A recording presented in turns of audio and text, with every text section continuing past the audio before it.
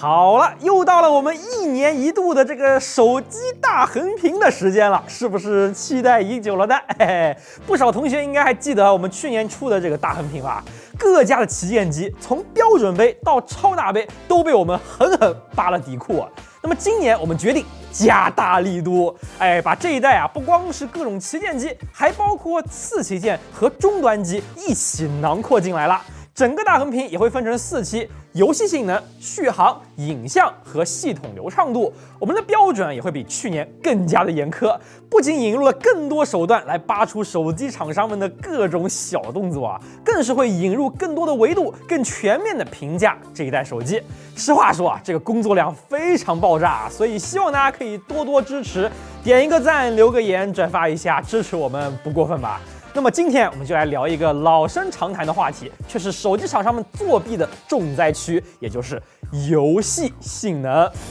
众所周知，手机厂商在新机上市之前呢，都会给我们寄送媒体机来评测，其中啊也有很多是上手体验，也就是恰饭视频。那媒体机这个东西呢，就很微妙啊，很多的厂商呢都是喜欢在媒体机上搞点小动作的啊。首先对你的这个芯片体质精挑细选，选出那些体质好、功耗低的，然后啊针对媒体的测试流程定向推送调度策略，特挑加特调。反正机器开售前我们也没法买零售机来验证嘛，但凡你想要掐这一波首发的流量呢，就得乖乖的忍气吞声啊。其实我们在去年的大横评里就已经把这个事儿拉出来鞭策过各大厂商了。那会儿我们为了避嫌，还只是拿机型 A、机型 B 来指代。我本来以为大家应该会收敛一点的吧，但没想到啊，去年这些新机不但没收敛，反而还在作弊的路上是越走越远，变本加厉了。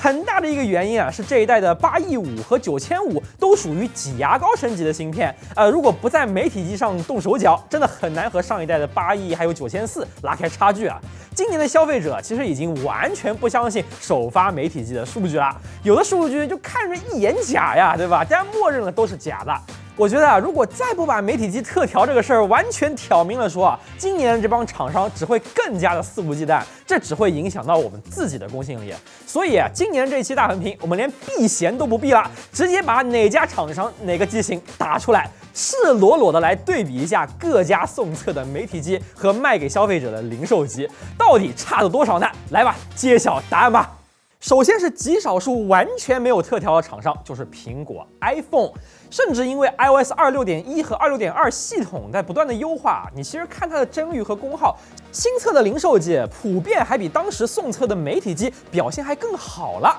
当然了，你也可以说是26.0系统的首发太屎了啊。那反正苹果这边呢，确实算是比较老实的。而参测的各大安卓厂商啊，几乎就全部翻车了。由于大家首发测的分辨率都不一样，所以我们这里就先别横向对比不同的厂商，我们后面会统一比较的。但我想说的是啊，就是无一例外，大家都在特调作弊，没有哪家是无辜的。你比如搭载了天玑9500的 Find X9 系列，媒体机奔帖在900多 P 的分辨率下是能跑满帧的，零售机直接跑不满了，掉到了50帧出头啊。隔壁的 vivo 也没好到哪儿去，虽然零售机跑700多 P 也能接近满帧，但功耗比媒体机高了1.3瓦，5瓦多的机器高出1.3瓦的功耗啊，可想而知媒体机特调有多离谱啊。那高通机型这边呢，像一加的话就得看机器，815的1+15媒体机30分钟全程满帧，而零售机就只能坚持15分钟了，这已经算是特调幅度比较小的了，因为它是第一个出的嘛，就缺少特调的参照物啊。而像 S6啊、A46T 这些后面的次旗舰也都是存在明显的媒体机特调。实际上 A46T 我们当时还是等到上市之后再拿零售机复测了才做的评测，你对比功耗就知道这调的有多狠了。iQOO15的特调相比一加是有过之而无不及啊！不仅帧率和1+15一样，只能够满帧15分钟就会开始降频，功耗更是远高于媒体机。小米的情况比较的复杂，像17系列的这3台机器呢，首发的媒体机它的 VRS 可变着色率都是强制开启，无法关闭的，通过损失画质来节约性能。这个我们在17首发的视频里就已经提醒过大家了。那上市之后啊，终于能够关 VRS 了，但这些零售机测出来就明显不如当时的媒体机，性能调度差一截，功耗也高了一截。红米的 K90 Pro Max 啊，倒是少数作弊幅度不大的机器，但标准的 K90 和 Turbo 5 Max 都有非常狠的特调，零售机的性能差了不少啊。荣耀这边 Magic 8 Pro 的零售机不仅帧率更低了，功耗也高了1瓦，发热是大了不少啊。大家心心念念的荣耀 Win 也不敢减，虽然零售机稳帧依然强，但功耗跑到了8瓦以上，暴涨1.7瓦。这个发热就导致帧率也没法像媒体机那样全程顶满了。到了后半段，因为发热，幻影稳帧就退出了，所以你看它的这个1%low 帧是远远不如像媒体机上那么好了。至于努比亚跟红魔呢，也是老惯犯了。零售机的性能虽然给力，但功耗免不了要高出一大截来啊。媒体机这种帧率差不多、功耗低不少的情况呢，是相当的普遍。最后落实到机身温度上，你看这测出来差距就非常大了。观众一看你首发评测，哇，这温度能接受啊，结果买回去一玩，哇，发热爆炸，根本跟评测里不一样啊，这种事儿实在太常见了。除此之外，有些同学可能也发现了，就是很多后出的机器，它的特调会比先出的机器更严重这就要聊到厂商内部为什么会选择对媒体机特调了比如 A 厂商首发旗舰平台，那我们测了 A 的成绩出来之后呢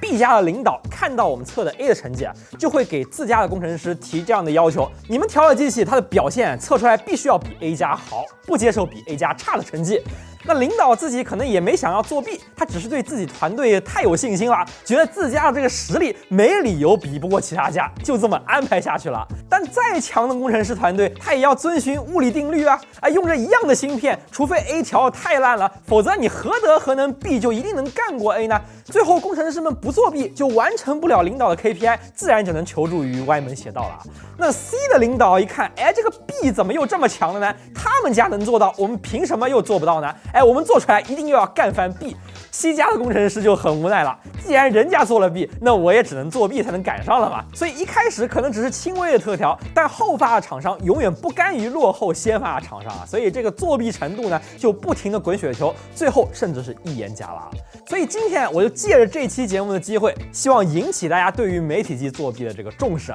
也是呼吁各大手机厂商认认真真调教，少把精力放在这种幺蛾子上最后被我们查出来你自己丢人，真的没必要啊。不过有坏消息就也有好消息。好消息就是这一代的旗舰机已经基本杜绝了高压游戏里亮度大幅跳变的情况甚至连最新一代 iPhone 在我们的测试中都没有怎么降亮度，或者说至少在我们300尼特的这个测试环境下，没有哪家降到我们能感知出的程度。看来这个小剂量已经基本上退环境了。好，那么言归正传过去这1年的手机游戏性能到底哪家最强，哪家能效发热的控制又最好呢？我们先从一个刚推出的还没来得及进各家白名单的游戏说起好了，就是《明日方舟：终末地》。终末地我们前一段时间做了专题视频聊过，我们其实和鹰角的技术同僚们做了很深的交流，得到了不少有用的信息，比如这个游戏的线程设计，它会比较利好双超大核的 CPU 等等还没有看过那期视频的同学可以先去看一看这一次横屏呢，我们就统一采用了极高预设加极高渲染倍率，1036P 的分辨率，测试路线还是整个游戏里 CPU 压力最大的50层索道跑图。那我们就来揭晓结果吧。毫不意外的，在《明日方舟：终末地》里，综合能效表现最好的机型是 iPhone 17 Pro Max， 不仅性能上全程满帧，没有任何掉帧，功耗更是控在了超低的整机5.1瓦，远低于各大安卓机型结合1% low 帧和我们的体感来看iPhone 17 Pro Max 的游戏体验绝对可以用丝般顺滑来形容几乎没有任何卡顿了。相比之下 ，iPhone 17 Pro 的调度就比 Pro Max 要怂得多了。虽然它的散热也很好，但策略非常的保守，跑10几分钟就温控降频了，整机功耗只有4.9瓦。反而 A19 的 iPhone 17标准版，它的表现还会更好一点平均56帧也是非常流畅的了。安卓这边表现比较好的机器呢，就包括爱酷15两兄弟、一加15、努比亚红魔两兄弟，以及荣耀 Win 和 Magic 8系列这几个8亿5的旗舰机。爱酷15这边只有到20分钟后才有轻微的帧率波动，整体是保持在了58的平均帧，所有核心呢都控制在了平均1.6G 左右，使得最后的功耗也控在了6.4瓦，还是不错的。爱酷15 Ultra 虽然定价过于离谱但它也确实是少数真正做到了全程满帧的安卓机型。而一加15的表现和爱酷15有点类似甚至于它也一样把 CPU 跑在了1.6GHz 左右，所以帧率也差不多高，功耗呢也差不多红魔和努比亚的做法也是比较鸡贼的，哪怕开了觉醒模式之后啊，他们也不会真正拉满了跑，所以也就是跑到平均57帧，还是会有各种小波动的啊，但至少也是把功耗给控制住了，发热还算合理。荣耀 Magic 8系列也算是调得相当不错的，而荣耀 Win 的功耗啊相对有点高了，这两者的帧率都还能够保持在56到57帧的水平。但最让我意外的是荣耀的2台8E机型 GT Pro 和 Win RT， 这两位在用着8E的情况下，一样可以跑到非常高的帧率，甚至于Win RT 的能效完全没比自家的8E5大哥 Win 要差多少啊！这下你知道8E和8E5的差距有多小了吧？然后啊，还有一些能跑到高帧率的机器，但它们的功耗并没有优化得很好。首当其冲的就是红米 K90 Pro Max， 看起来56.4的平均帧还不错，结果一看调度，人傻了，这 CPU 是直接冲着3G 赫兹跑啊！前10分钟功耗朝着10瓦狂飙，果然后面撑不住降频了，全程平均8.2瓦，合着这是压根没调过啊，怎么刚怎么来了。小米本家的17系列的4台机器情况也不乐观啊。小米17 Pro Max 同样是上来非常的刚，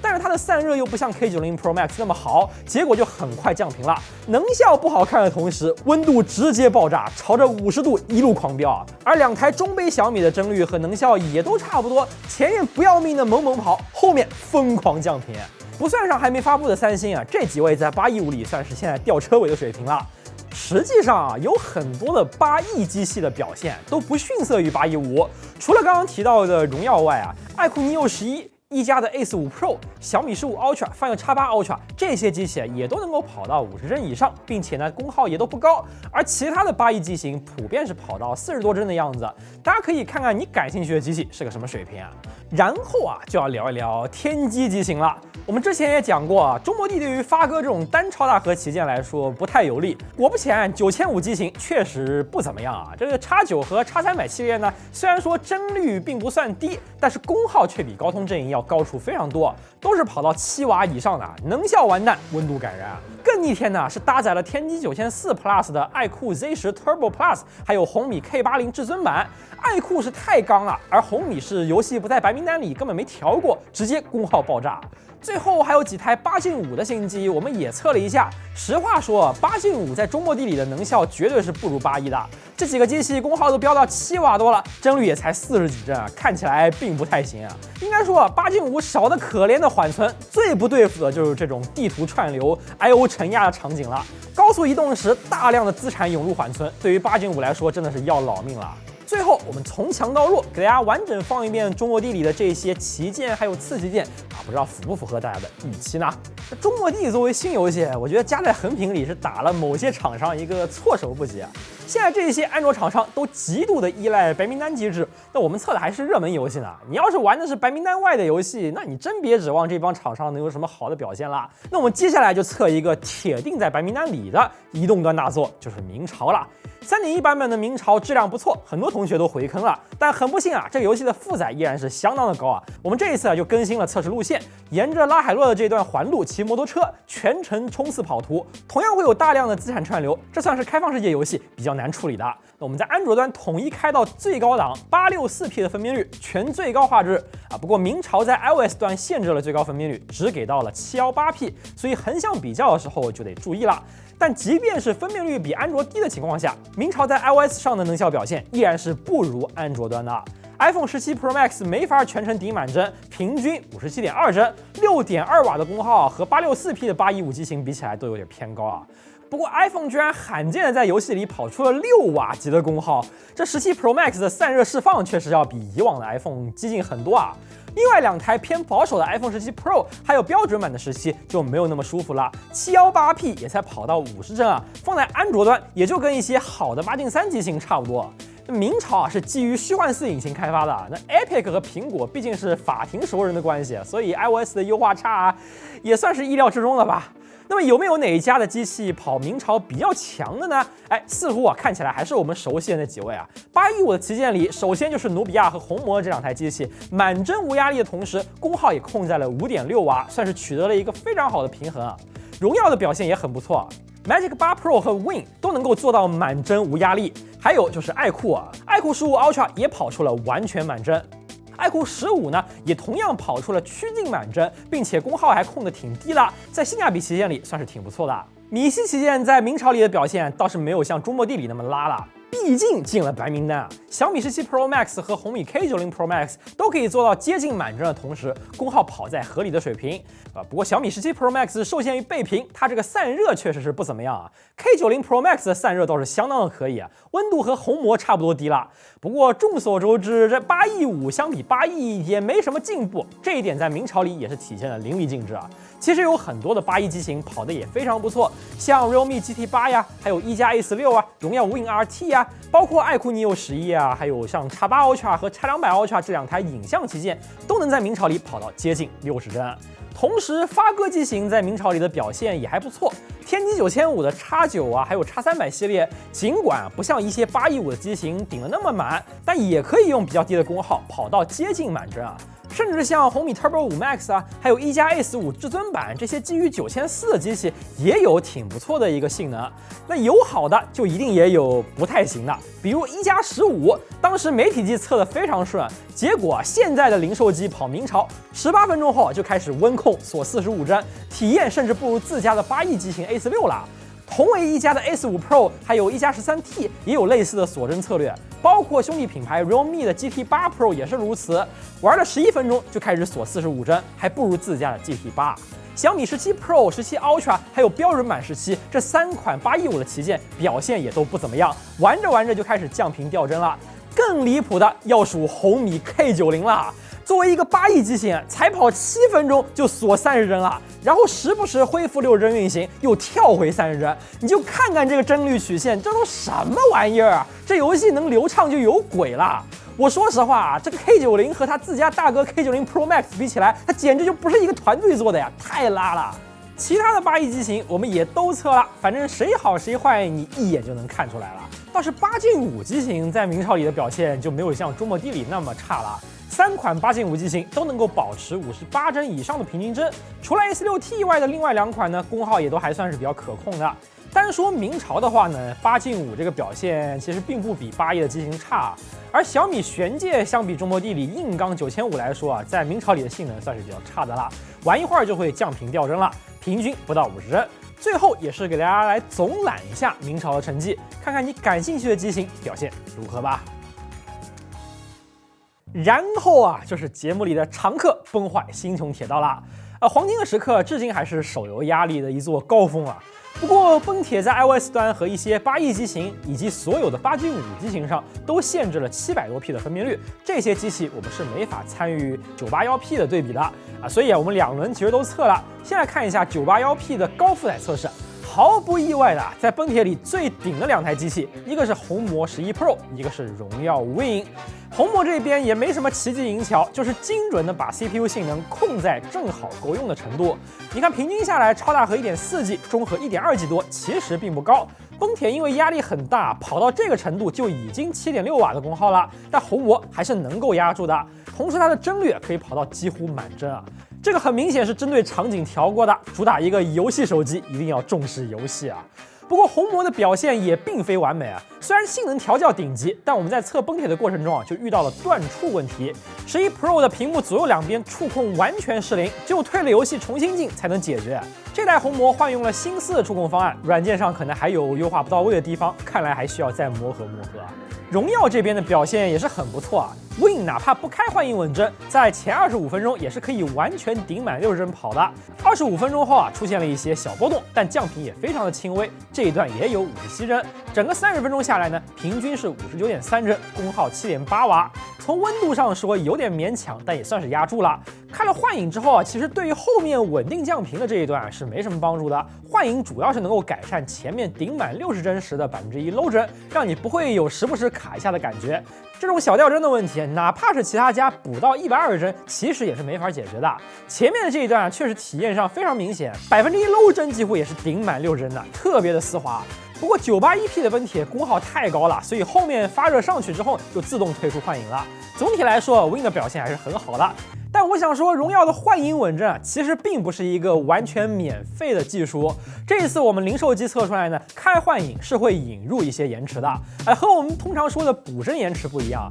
幻影的这个延迟主要是来自于3重缓冲。你其实可以看到，这样拖的时候呢，幻影有时候就会出现不跟手的情况，它比正常情况会多拖0到2帧。因为幻影稳定出帧的前提是它的这个蓄水池里得有帧，所以荣耀通过3重缓冲把它这个蓄水池给加大了，以免需要帧的时候给不出帧，但这就会增加延迟了啊，并且会让渲染和输出解耦。虽然确实干掉了小卡顿，但代价呢就是你玩起来感觉这个手感有点肉肉的。另外啊，就是幻影稳帧在 Magic 8系列上似乎有 bug， 开着是没问题，但并不能正常关闭，就是它把稳帧关了，但是3重缓冲没关，等于你关了幻影完，延迟还是在啊。但 Win 是没有这个问题的，只有 Magic 8系列有，我只能理解为需要修 bug 啦。有一个比较特殊的机器呢，是爱酷15 Ultra。光从我们测的帧数来看，它跑的是非常的猛啊，1%low 帧居然都能跑到59啊，这简直逆天了。但实际玩的时候就感觉到不太对劲了。虽然确实也很流畅吧，但肯定是没到59的 low 帧那种程度啊。如果是59的 low 帧，那几乎就是完全固定了16.67毫秒出帧才对啊，手感应该是很丝滑很丝滑的。但实际上它这个手感呢，更像是没开垂直同步的感觉。就是虽然说很跟手啊，但是它的这个帧生成时间是不稳定的。那我们决定深究一下，仔细抓完 Trace 之后，我们就发现问题了。它的合成器与游戏的渲染出帧似乎是完全脱节的。合成器始终是以60赫兹的节奏固定刷新屏幕，但根本不会等待游戏帧。也就是说，不管游戏这一帧有没有准备好，合成器都会每16.67毫秒刷一次屏。所以测试软件读到的始终是一条完美的60 FPS 直线。可对于游戏来说，在没有触控输入的时候呢，它甚至都收不到来自合成器的垂直同步信号啊，更新节奏和60赫兹完全脱节，游戏实际上是按照自己的节奏在跑的。只有当出现触控输入的时候，游戏才会重新收到 VSync 信号，更新间隔逐渐重新贴合60赫兹。同时，爱酷也会把 GPU 频率短暂的提平，把渲染时间压到16.67毫秒以内，然后再等待下一次垂直同步继续渲染。整个过程中啊，合成器是始终稳定60 FPS， 但游戏实际上的帧时间却是在漂移的啊，就是一帧快一帧慢的感觉啊。我们不管这种不开垂直同步的感觉好不好，或许这样是能够降低延迟，对吧？但是你只需要知道一点，就是这样测出来的帧率并不真实就行了。这种测试工具抓不出的骚操作只会越来越多，所以啊，我们以后也会慢慢引入基于视觉的算法来测游戏啊。反正这道高一尺，魔高一丈嘛，总有办法抓到你的。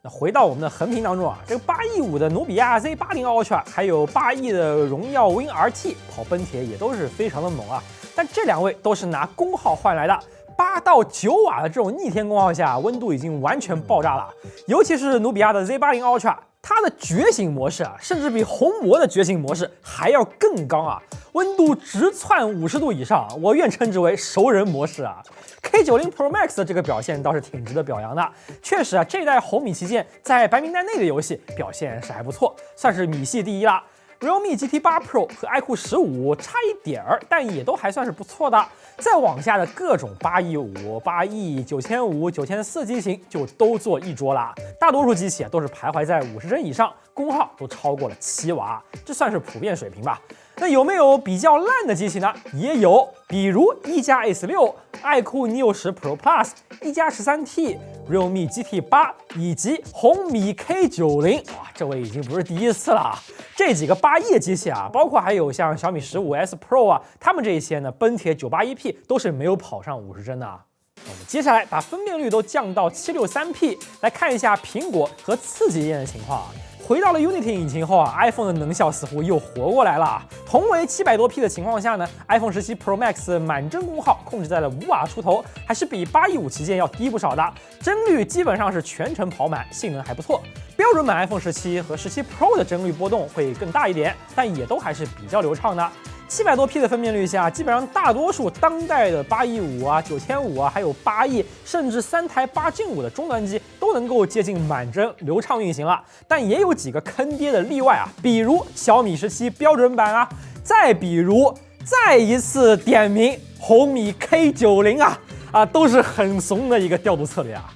这一次测本帖啊，我们决定啊，在700多 P 这一档大家都能够跑的设定下呢，再加测一轮30度5G 的魔鬼测试数据。基于我们自己搭建的这个5G 核心网，极客湾电信，我们是首次打通了5G 游戏功耗的测试啊。现在的30度5G 魔鬼测试下，我们还能够看到相比常温 WiFi 环境，功耗有没有什么不一样的地方啊？果然啊，换到了高温5G 环境下呢，就倒下了一大片啊，能够坚持下来的都是好汉啊。iPhone 这边17 Pro Max 是不负众望，在30度5G 下还是能够基本坚持接近满帧的。相比25度 WiFi， 并没有损失太多性能。这一代 iPhone 在散热上的进步是有目共睹啊。1+15和 A16， 甚至8Gen5的 A+A16T 呢都没有怎么出现掉帧，包括参测的所有爱酷，还有荣耀 Win 和 RT 啊，红魔和努比亚呀，以及红米 K90 Pro Max 啊，还有 Turbo 5 Max K80 至尊版，包括 Find X8 Ultra 和 Realme Neo 8，好像在这个魔鬼测试里也都是比较坚挺的。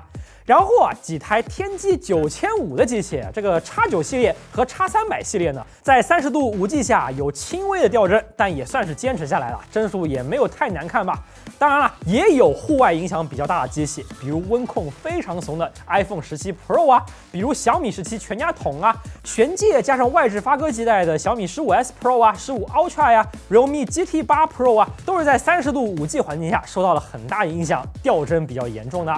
从功耗上说，其实倒是挺让我们意外的啊。这个5G 场景的功耗并没有比 WiFi 高太多，虽然有些机型确实5G 的功耗会高一些，但也有5G 跟 WiFi 的功耗差不太多的机器。这个甚至还是在叠了30度高温 debuff 的情况下啊。从我们的经验来看啊，5G 要想非常耗电呢，得是比较低信号的场景，或者是频繁切换小区、频繁搜网之类的。那游戏其实只要不是云游戏，就没有那么吃网络带宽。像我们这种实验室测试，如果不用很低的信号强度，5G 和 WiFi 未必能有功耗上明显的差距吧。最后啊，我们也测了压力比较小的王者荣耀。由于 iPhone 只支持120帧高清，所以我们就不拿来跟120帧极致设定的安卓机来对比了。我们来看一下各家安卓旗舰的能效控制做得怎么样啊？那让我完全没想到的是，最强王者能效的桂冠是被 OV 两家的天玑9500机型给摘走了。X9 系列和 X300 系列都跑出了3瓦左右的最低整机功耗，包括1+A45 至尊版和爱酷 Z10 Turbo Plus 这两台9400机型功耗也很好看。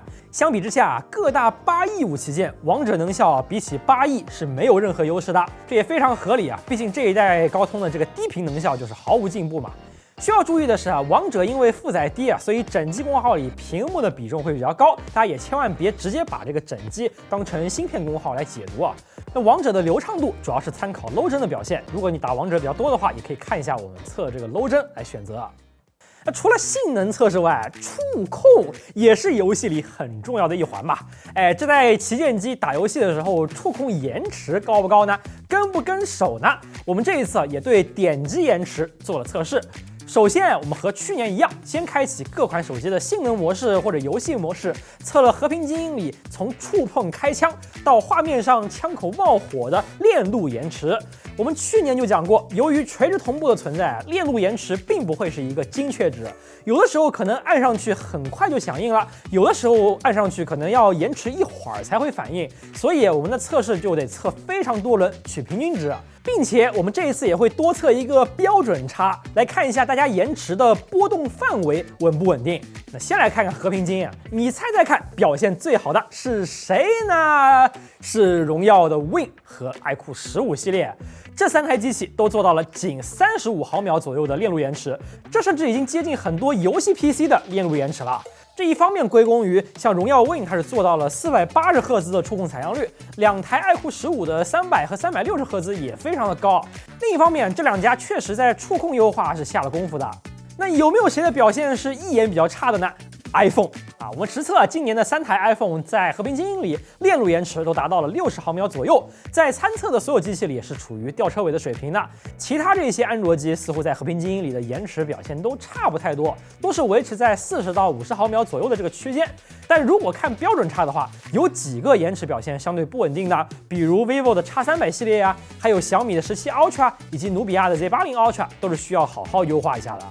本来我以为这应该就是大家的触控表现了吧，iPhone 的延迟果然远远没有坊间谣传的那么好嘛。直到我们引入了一个新的测试，就是默认电池模式下的白名单外的应用。我们自己用相同的框架写了一个空白 App， 跑在安卓和 iOS 上，再来测一遍大家的链路延迟。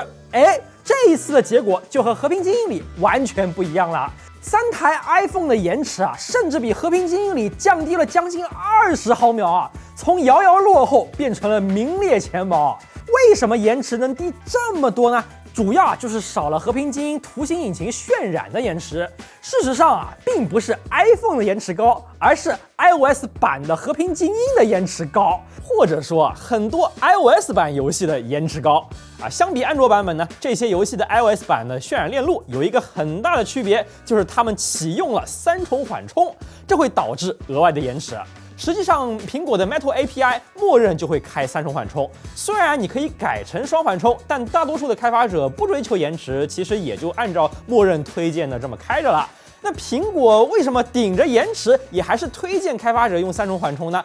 这就要看看3重缓冲的好处了。我们前面讲过，它通过多排队一帧，把帧的蓄水池给变大了，来避免出帧不稳定。这苹果的 iOS 一直都是视觉一致性导向、动画驱动的系统，以他们的理念，严格的帧节奏比低延迟来得更重要反正当我们换测了空白 App 之后呢 ，iPhone 的延迟表现就没有像和平精英里那么拉了。那其他手机的表现怎么样呢？理论上说测试我们的空 App 完全是没有图形渲染的延迟的，只会比和平精英更低嘛。但实际上，绝大多数安卓机的延迟都完全没有降低，甚至有些机器还更高了。这是因为安卓这边的白名单机制发力了。只有检测到白名单里的应用，安卓才会启用更灵敏的触控感应。包括你可以看到，由于没在白名单里，几乎所有安卓机的触控采样率都降低了。包括还有很多安卓机的触控设定会受到电池设定的影响，只有性能模式下才有比较好的触控体验。比如小米系就是这样的，把电池设定改回默认的均衡之后，大多数小米手机的延迟都高了一大截。在我们这个撇除掉图形渲染后的空白 App 里呢，你还能看到一个 iPhone 的优势，就是它的触控延迟范围非常的稳定。我们测得标准差都是只有2点几，等于这么多人测试下来，触控延迟几乎没什么波动，都在一个很小的范围区间里。在参测机型里，这算是数1数2的稳定度了。这也是为什么一些音游玩家会更青睐用 iPhone 或者 iPad， 因为有 offset 的关系，音游其实并不追求绝对低的触控延迟，只要你的延迟别太高就行了。但是iOS 的触控延迟波动比较低，出帧很稳定这个是音游玩家更看重的。而另一方面 ，iOS 的音频链路也做得更好。我们这一次和喵斯快跑的同学做了技术交流，他们内部开发了分析工具，可以测出2个平台的音频链路延迟。你可以看到 ，iPhone 不仅音频延迟很低 ，iPhone 17 Pro Max 仅有28毫秒的平均延迟。更重要的是它的这个标准差远远比安卓机要来的小只有0点几的标准差，这意味着 iPhone 的音频是极为的稳定延迟不会忽高忽低。那安卓这边的音频表现呢，就很参差不齐了倒是也有音频不错的安卓机。那你知道安卓音频最顶的是哪台呢？红米 K90 Pro Max。虽然不及 iPhone 稳定，但是它的延迟是非常的低这个18毫秒的平均延迟简直鹤立鸡群而且你们也知道，这个机器的音质也很棒它这套音频系统绝对是好好调过的。其实米系的表现整体都还挺不错的，小米17系列的音频延迟也是名列前茅，包括2台爱酷15以及荣耀的几台旗舰也都不错。但是安卓烂的机器是真的很烂比如 OPPO Find X9 这2台机器，哇，将近90毫秒的音频延迟这个真的能玩音游的吗？还有一加除了15以外的所有这些冲低的机型，没有一台表现好的。再加上不少音游可能就根本不在安卓的白名单里，玩家在买安卓机之前啊，根本不知道机器的音频延迟是不是稳定且正常的。这一下你们知道为什么音游玩家会买 iPhone 和 iPad 了吧？其实啊，我们本来还想引入一个新的延迟测试，就是滑动延迟。点击延迟表现好的机器，它这个滑动延迟不见得也能很好啊。但是测滑动延迟就特别麻烦啊。如果不想一帧帧去数的话呢，就需要专门开发基于视觉的算法去测量。这个我们已经在做了，估计啊下一次再做大横屏就能拿来用了啊。到这里，我们的手机游戏性能大横屏就算是告一段落了。怎么样？看的应该还是挺爽的吧？对于手游玩家来说啊，过去1年推出的这些新机里面，最适合打游戏的机器是谁呢？我帮大家省略一下。那首先，苹果这边 iPhone 17 Pro Max 绝对是很值得推荐的，历史上游戏性能、散热表现最好的 iPhone， 只要你的预算充裕。安卓这边815旗舰里面，结合游戏表现跟性价比来说，我觉得爱酷15和荣耀 Win 这2个是最值当的。当然了，今天的评测里你也看到啊，就是骁龙815相比它的前代真的是提升不大。那隔壁的天玑9500呢，也是给它机会它不中用啊。所以预算没有那么多的同学，我觉得你买8亿的机器才是最划算的。就是得注意避开一些天坑，比如像 K90 标准版，对吧？当然了，今天这期视频啊，只是说了游戏嘛，我们后续还会拿着所有的这些机器来测续航、影像和流畅度，大家可以好好期待一下。好了，如果你觉得这期视频干货足够多，对你有用的话呢，一定要点赞、留言、收藏、转发，关注我们极客湾的频道。我是云飞，新年快乐！我们下次再见了，拜拜。